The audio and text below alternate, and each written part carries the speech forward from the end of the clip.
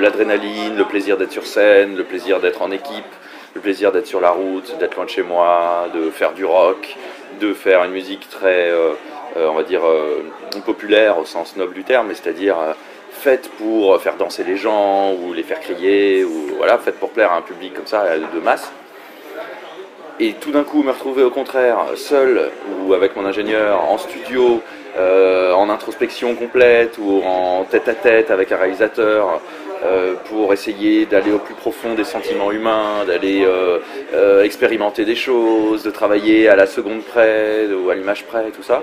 En fait, les deux sont hyper complémentaires. J'ai l'impression que j'ai la chance d'avoir l'éventail parfait de comment faire de la musique moderne aujourd'hui, quoi. C'est toujours une conversation artistique avec le réal ou le scénariste ou le monteur, après plus tard dans le film et tout ça.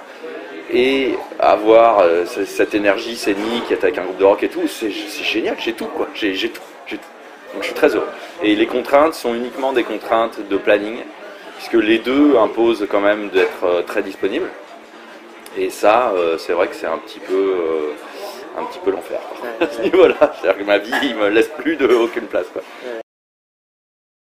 C'est un des plaisirs que j'ai avec Rebecca, c'est qu'elle me fait lire très vite le scénario. Donc avant même le tournage, je suis impliqué dans la sensibilité des personnages, du récit et tout ça.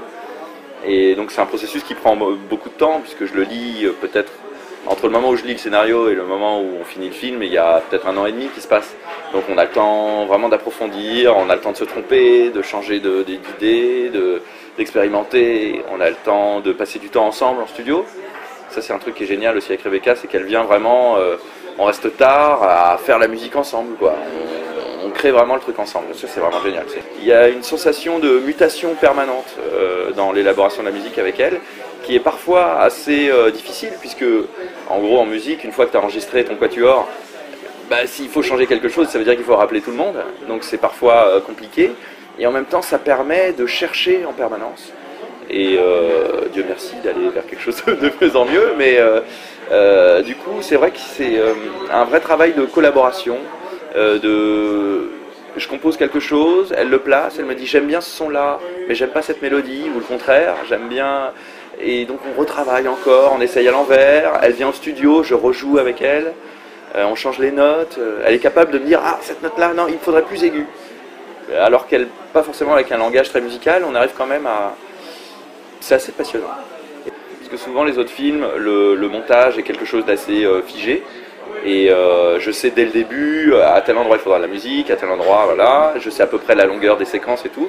Et donc je peux vraiment proposer une maquette, et après on retouche la maquette, et après on enregistre. Avec Rebecca, c'est plus comme si tu travaillais un peu comme un sculpteur qui travaille avec de la glaise, quoi. Si tu veux, la matière est vivante, et tu es en permanence en train de modeler, et il ne faut pas la laisser sécher, quoi. Donc c'est vraiment, c'est plus proche de ça, quoi. Ça a été un long processus avec Rebecca. On est parti dans une direction où c'est vrai que Colin Stetson avait beaucoup de place, et puis après on a été chercher autre chose. Rebecca a un petit peu changé de point de vue, et elle a voulu quelque chose de plus, on va dire, peut-être plus romantique en cours de route. On était parti dans quelque chose de très abstrait. Petit à petit on a été chercher plus d'harmonie, plus de mélodie. C'est pour ça qu'il y a quand même un quatuor, il y a des flûtes, même s'il y a beaucoup de percussions et qu'il y a un côté très organique et presque de musique contemporaine, finalement on a quand même réussi à intégrer quelque chose de plus classique. J'imagine que j'étais dans ma période flûte, et ça correspondait à une volonté de Rebecca qui était d'avoir quelque chose de... Elle voulait qu'on sente vraiment la matière de la musique, donc elle voulait qu'on sente du souffle, le bruit des clés, des bruits de bouche, des choses comme ça. Donc une trompette, ça aurait été peut-être un petit peu trop violent, le saxophone, Colin s'en occupait déjà. Et donc la flûte s'est imposée assez vite, et puis elle rendait assez bien, je crois, le côté venimeux de Léa Seydoux dans le film, et son côté, son empoisonnement un petit peu comme ça, qui s'éparpille voilà, tout au long du film. La flûte, moi, dans ma tête ça a marché, et puis c'est un instrument qui est aussi très féminin, très sensible et assez mystérieux. Ça correspondait assez bien à Léa, je trouve. La centrale, c'est un personnage muet du film, qui est pourtant le personnage central, quoi. Et donc qui est à la fois le contenant et le contenu, puisque c'est ce qui empoisonne, c'est ce qu'ils ont tous en eux-mêmes. Et donc il fallait sonoriser ce personnage. Et donc là, pareil, c'était pas vraiment une mélodie, mais plus une sorte de matière, une sorte de poids, quoi, une chape qui écrase le film en permanence. Ça pareil aussi, ça a été difficile de pas justement complètement écraser le film, mais de quand même faire ressentir cette pesanteur et cette menace invisible permanente, quoi. Moi-même, je ne sais pas du tout ce que c'est que la musique de film. Je doute qu'il y ait... si quelqu'un arrivait vers moi en me disant je sais ce que c'est que la musique de film, je le prendrais pour un charlatan. On cherche ce que c'est que la musique de film. C'est ça qui est génial, avec Rebecca notamment. Mais avec les autres films, c'est pareil. On essaye toujours d'inventer... on a beau être fan de Morricone, on va pas s'amuser à faire du Morricone. On cherche à inventer quelque chose, quoi. J'adore l'humour que met Morricone dans ses mélodies. Il arrive à mettre une petite guitare fuzz ou un banjo ou une guimbarde, et au milieu d'un ensemble symphonique, tout d'un coup on a cette guimbarde, ça donne une dimension, ça amène un relief humoristique au personnage. C'est vraiment le pouvoir mélodique, et ça c'est le truc auquel je crois moi, que ce soit en musique de film ou en musique pop d'ailleurs, c'est le pouvoir de la mélodie. Ça c'est le truc qui me passionne le plus. C'est pour ça que même quand on cherche de la matière avec Rebecca, j'essaye toujours d'insuffler une toute petite ligne, même si c'est 4 notes, parce que pour moi c'est ce qui pénètre vraiment plus le spectateur, et c'est le truc qui fait qu'en sortant du film, tu peux continuer d'être hanté. Si tu avais juste un drone, une matière, c'est difficile de te souvenir réellement. Tu te souviendras d'une sensation, mais tu n'arriveras pas à la rappeler, quoi. Alors qu'avec une mélodie, c'est génial une mélodie, t'imagines, c'est une phrase, quoi. Les compositeurs classiques de musique de film s'intéressent pas réellement à la production.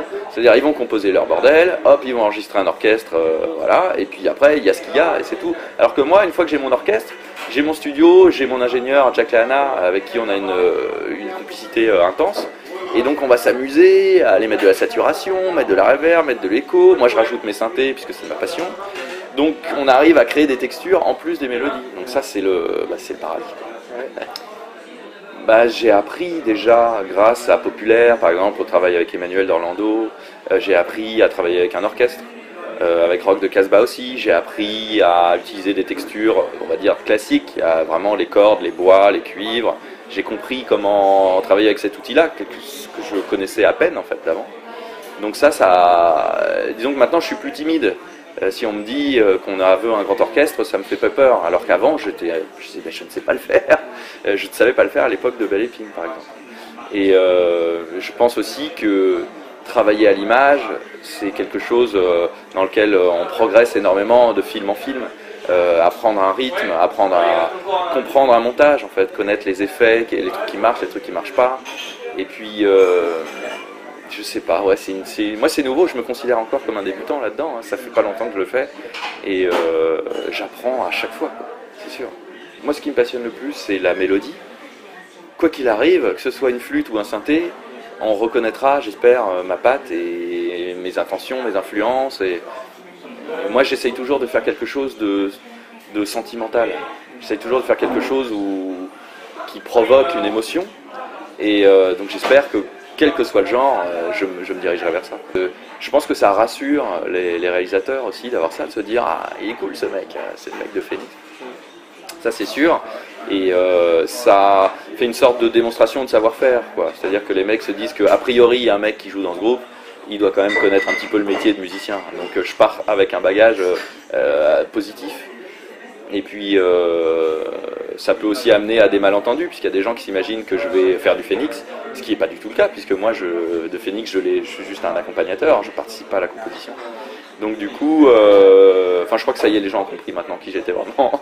Donc j'ai plus à faire à ce genre de malentendus, mais non, ça m'aide beaucoup, et surtout ça m'aide à rencontrer des gens, vu qu'on voyage toute l'année, et on voyage beaucoup aux États-Unis, et donc je suis tout le temps amené à avoir de nouvelles villes, du pays, des gens, des influences, des machins. Donc ça c'est bon pour la musique.